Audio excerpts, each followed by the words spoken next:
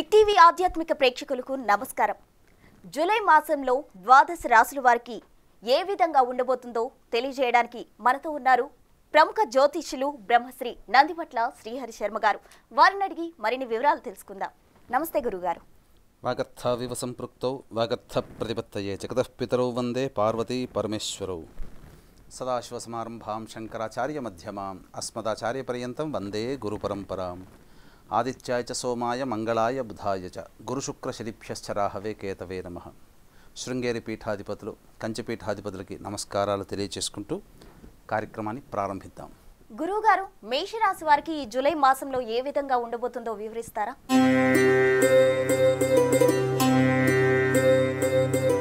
July మాసంలో మేషరాశి వారికి ఏ విధంగా ఉండబోతుందో తెలియజేసుకోవడానికి ముందు ఆ యొక్క మేషరాశిలో జన్మించినటువంటి వారికి గ్రహ సంచారం ఏ విధంగా తెలుసుకుందాం. గ్రహ సంచారం ద్వితీయ స్థానంలో గురువు, వ్యయస్థానంలో రాహు, షష్టమ స్థానంలో కేతు యొక్క సంచారం.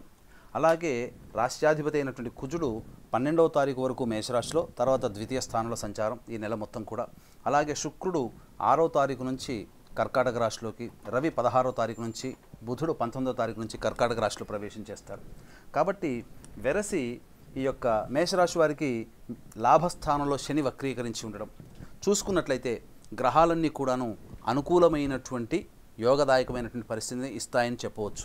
ఎందుకనంటే ప్రధానంగా రాష్ట్రాధిపతి అయినటువంటి కుజుడు ద్వితీయ స్థానంలో ఉండడం, అలాగే ద్వితీయ స్థానంలో గురువు శుభకరుడై ఉండడం, మరియు తృతీయ స్థానంలో రవి 16వ తారీఖు వరకు యోగస్థితిగా ఉండడం, ఇక షష్టమ స్థానం ముందు కేతు యోగ కారకుడుగా ఉండడం, ఇవన్నీ కూడా చూసినట్లయితే అన్నిటికంటే ప్రధానమైనది ఈ మేషరాశి వారికి శని లాభస్థానంలో వక్రీకరించి ఉండడం ప్రధానంగా కలిసి వచ్చేటువంటి అంశంగా చెప్పవచ్చు.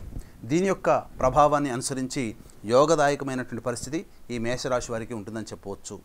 ప్రధానంగా ఈ యొక్క సంబంధించినటువంటి జ్యువెలరీ రంగం కానీ, అలాగే ఎఫ్ఎంసీజీ ప్రోడక్ట్ సంబంధించినటువంటి వారికి కానీ, అలాగే విద్యాలయాలు కానీ, లేదా ఫుడ్కి సంబంధించినటువంటి ఏ ఇండస్ట్రీలో ఉన్నటువంటి వారికైనా కానీ ఈ మేషరాశిలో జన్మించినటువంటి వారికి చాలా లాభదాయకమైనటువంటి ఫలితాలు పొందుతారని చెప్పవచ్చు. ఇక ఎందుకు శని యోగదాయకంగా మారాడు అంటే ముఖ్యంగా గమనించుకున్నట్లయితే శని లాభస్థానంలో స్థితి పొంది ఉండడం అత్యంత శుభదాయకమైనటువంటి పరిస్థితిగా చెప్పవచ్చు. ఎందుకంటే శత్రువే మనకు తలకాయ ఉంచి పనిచేస్తే ఏ విధంగా ఉంటుందో ఆ విధంగా మేషరాశి వారికి అన్నీ కూడాను కలిసి వచ్చేటువంటి కాలానికి నడిచి వచ్చేటువంటి కొడుకుగా ఈ విధంగా చెప్పినట్లయితే అన్ని రకాలుగా గ్రహాలు అనుకూలంగా ఉన్నటువంటి కారణం చేత మేషరాశి వారికి శుభమైనటువంటి పరిణామాలు చోటు చేసుకుంటారని చెప్పవచ్చు. కాకపోతే వ్యయస్థానమందు రాహు యొక్క స్థితి, అలాగే శని రాశిని వీక్షించడం, ఈ కారణం చేత అతి ఆత్మవిశ్వాసం అనేటువంటి అధికంగా ఉండడం, తద్వారా మీరు కొన్ని తప్పుడడుగులు వేసేటువంటి అవకాశం ఉంటుంది. అలాగే వాక్స్థానానికి కుజుడు 12వ తారీఖు నుంచి కుజుడు వృషభ రాశిలోకి సంచారం చేస్తున్నప్పుడు ప్రధానంగా కుటుంబపరమైనటువంటి ఇబ్బందులు ఎదుర్కొనే అవకాశాలు ఉంటాయి. అనగా కుటుంబ సభ్యుల మధ్య కొంత వాగ్వివాదాలు చోటు చేసుకునేటువంటి అవకాశము ఉంటుందని చెప్పవచ్చు. అలాగే మీ యొక్క వాక్కుని అదుపులో ఉంచుకున్నట్లయితే అన్ని రకాలుగా ఈ మేషరాశి వారికి జూలై మాసంలో ఆనందదాయకమైనటువంటి ఫలితాలు పొందుతారని చెప్పవచ్చు. ఇక ప్రధానంగా షష్టమ స్థానం ముందు కేతు యొక్క సంచారం, వ్యయస్థానం ముందు రాహు యొక్క సంచార ప్రభావం శుభ అశుభ మిశ్రమ ఫలితాలు ఇస్తాయి. ముఖ్యంగా అనుకున్నటువంటి పనులను చేయాలనేటువంటి ఆలోచన ఉన్నప్పటికీ కూడా ప్రధానంగా వ్యయస్థాన రాహు యొక్క అశుభ ఫలితాలను ఈ యొక్క మేషరాశి వారు పొందుతారు. అయినా కానీ ఉన్నటువంటి 9 గ్రహాల్లో అధికమైనటువంటి గ్రహాలు శుభమైనటువంటి ఫలితాన్ని ఇచ్చేటువంటి సందర్భంగా ఉన్నటువంటి కారణం చేత మేషరాశి వారికి చాలా మంచిగా ఉంటుందని చెప్పవచ్చు. అయితే ఇక్కడ ప్రధానంగా నెలంతా కూడాను యోగదాయకంగా ఉంటుందా అంటే ఇక్కడ గమనించుకోవాల్సిన అంశం ఏంటంటే ఈ యొక్క ఏ రాశిలో జన్మించినటువంటి వారికి కూడాను కొన్ని రోజులు ఆనందదాయకంగా, కొన్ని రోజులు అశుభదాయకంగా ఉంటాయని చెప్పవచ్చు. కాబట్టి ధనమిదం మూలం జగత్, ఈ కలియుగంలో ధనమే అన్ని రకాలైనటువంటి సమస్యలకి పరిష్కారం అనేటువంటిది దాదాపు 80% సమస్యలకి పరిష్కారం. కాబట్టి ఇక్కడ ఈ మేషరాశిలో జన్మించినటువంటి వారు ఏ రోజుల్లో ధనానికి సంబంధించినటువంటి పెట్టుబడులు పెట్టుకోవచ్చు, లేదా ఏ రోజుల్లో ధనాన్ని ఆశించవచ్చు, ఏ రోజుల్లో అధిక ధన వ్యయం కాకుండా జాగ్రత్త పడవచ్చు అనేటువంటి విషయాన్ని మనం కూలంకషంగా చర్చించుకుందాం. గమనించుకున్నట్లయితే 1, 2, 28, 29 తారీఖుల్లో ప్రధానంగా రాశిలోనే సంచారం. ప్రధానంగా ఈ కారణం చేత ఈ యొక్క సమయంలో అధికమైనటువంటి సంతృప్తిని పొందుతారు. ధన ప్రవాహం అనేటువంటిది ఉంటుంది, అనగా చేతికి ధనము అందుతుందని చెప్పవచ్చు. ఇక ప్రధానంగా చూసుకున్నట్లయితే 5, 6 తారీఖుల్లో కనుక చూసుకున్నట్లయితే ఈ జూలై నెలలో విందులు వినోదాలు వంటి కార్యక్రమాల్లో పాల్గొంటారు. నూతన వ్యక్తుల యొక్క పరిచయ ప్రభావం ఉంటుంది. అలాగే మీ యొక్క స్నేహితులు మీరు ఇబ్బంది పడుతున్నటువంటి సందర్భంలో మీకు సహాయ సహకారాలు, అలాగే మీ సోదరుల యొక్క సోదరిమణుల యొక్క సహాయ సహకారాలు అందించడం, అలాగే నూతన వ్యక్తుల యొక్క పరిచయ ప్రభావం 5-6 తారీఖులో ఉంటుందని చెప్పవచ్చు. ముఖ్యంగా ధనం కోసం అనగా గమనించుకున్నట్లయితే డబ్బు కోసం ఎదురు చూస్తున్నటువంటి వ్యక్తులు ఎవరైతే ఉంటారో, అనగా అధిక రాబడి కావాలనుకుని లేదా వ్యాపార రంగంలో ఈ సమయంలో మనకు డబ్బు వస్తే బాగుంటుందని ఆలోచన చేసే వాళ్ళకి ఈ 12, 13, 14, 15, 16 తారీఖుల్లో ధన రాబడి అధికంగా ఉండడం, ఈ కారణం చేత ధనపరమైనటువంటి సమస్యలన్నీ కూడాను తొలగిపోతాయని చెప్పవచ్చు. ఇక్కడ ఈ వ్యక్తుల నుంచి మనకు డబ్బు రాదు, ఇక మనము ఆలోచన మానుకోవాలి అనే ఆలోచన చేస్తారు కదా, అటువంటి సమయంలో మీకు ధనము చేకూరేటువంటి అవకాశం ఉంటుందని చెప్పవచ్చు. ముఖ్యంగా 22, 23 తారీఖుల్లో మీరు చేపట్టేటువంటి పనులన్నీ కూడాను లాభదాయకంగా ఉంటుంది. కాబట్టి మీరు చేయాల్సినటువంటి ప్రణాళిక ఏదైనా కానీ మీరు ఏదైతే ఈ జూలై నెలలో కొత్తగా ప్రారంభించాలి లేకపోతే నూతన పనులు చేపట్టాలని ఆలోచన చేసి ఉంటారో 22, 23 తారీఖుల్లో కనుక మీరు దానిని అమలు చేసుకున్నట్లయితే తప్పకుండా మంచి ఫలితాలు పొందుతారని చెప్పవచ్చు. ఇక 24, 25 తారీఖుల్లో అన్నిటా లాభదాయకం, ప్రతి విషయంలో కూడాను మీరు ఆనందదాయకమైనటువంటి పరిస్థితిను ఈ యొక్క మేషరాశిలో జన్మించినటువంటి వారికి జూలై మాసంలో కలుగుతాయని చెప్పవచ్చు. అయితే ఇప్పటివరకు మనం మంచి జరిగేటువంటి తేదీలు మనం చెప్పుకున్నాం జూలై మాసంలో.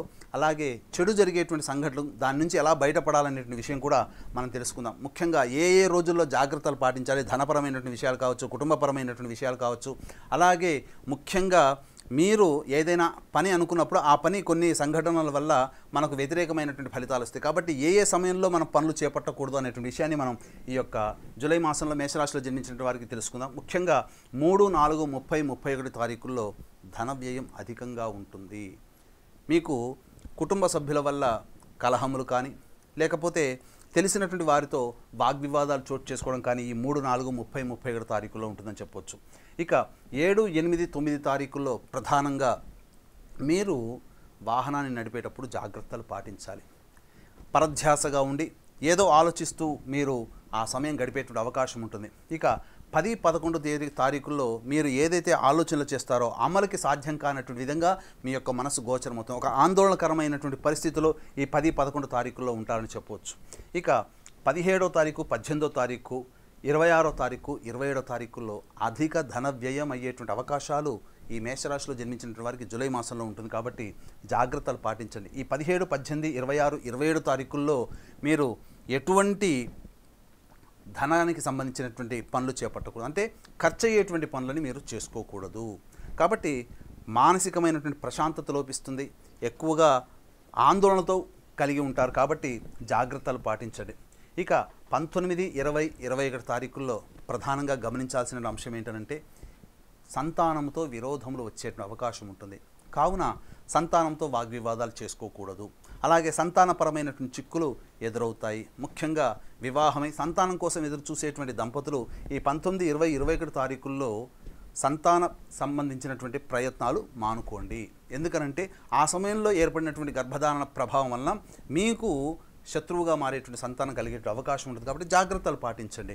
ఇక అన్నిటికంటే ప్రధానంగా చెప్పినటువంటి విధంగా చూసుకున్నట్లయితే ఈ యొక్క మేషరాశిలో జన్మించినటువంటి వారికి 12, 13, 14, 15, 16 తారీఖుల్లో చక్కటి లాభదాయకమైనటువంటి పరిస్థితి ఉంటుందని చెప్పవచ్చు.